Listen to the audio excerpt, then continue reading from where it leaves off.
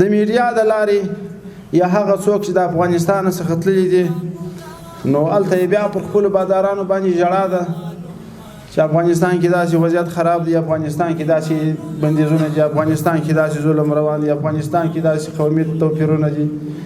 دا د میډیا د لارې د فکري یرغل د لارې کوشش شروع دی چې د افغانستان خلک د خپل نظام سره په ټکر کې واچي، بې اعتمادي مابین ته راوړي.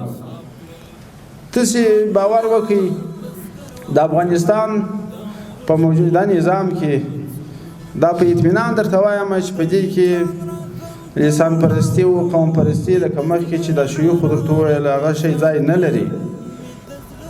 دلته که هر څوک د دې نظام په مقابل کې بغاوت کوي، د مسلمانانو امن خرابوي، هغه که د هرې ژبې سره، د هر قوم سره، د هر ولایت سره تعلق لري، اسلامي امارت دا مکلفیت لري چې د خپلو مسلمانانو امن وساتي. هغه امن که د مجاهدینو په قربانۍ کېږي، که د مجاهدینو په ستړیا کېږي، او که د مجاهدینو په سرښندنه په شهادتونو کېږي، په دا ټوله څه باندې اسلامي امارت دا مکلفیت لري چې د خپلو مسلمانانو امن وساتي. په افغانستان کې بیا بیګانګانو ته ځای ورنکړي چې دلته د خلکو لاسونه رایله سي، افغانستان سره دړې وړي. او نه اسلامي امارت داسې فکر لري چې د یو قوم د څو خلکو سره د اسلامي امارت مجاهدین په جنګي چې ټول قوم په دې مسله کې را داخل دي، دا ټول د دې وړ دي چې سړی په نفرت ورته وګوري. نه، داسې نه ده.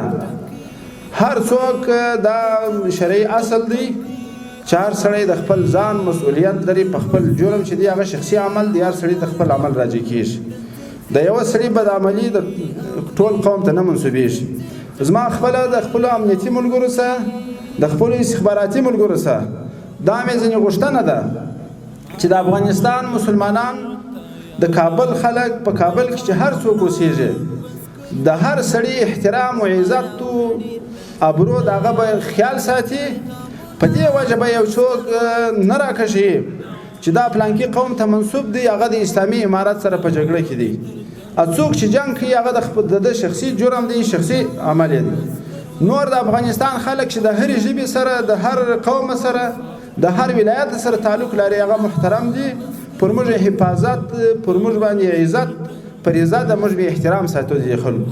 نو تاسو ته دا ډاډ او اطمینان درکوو چې که ځینې داسې نااهلان خلک یې چې هغه راولاړېږي د اسلامي امارت نه بغاوت کوي، یا اسلامي امارت ته مشکلات جوړوي، یا اسلامي امارت د هغو سره په جګړه باندې بوخت دي، د دې دا معنا نه ده چې په دا قوم کې، په ټول قوم کې دا مشکلات موجود دي. دا فیصله موږ نه کوو، نه په دې باندې راضي یو، او نه دا زموږ د امارت دریځ دی، نه مو تګلاره ده، بلکې د اسلام دا دریځ نه دی.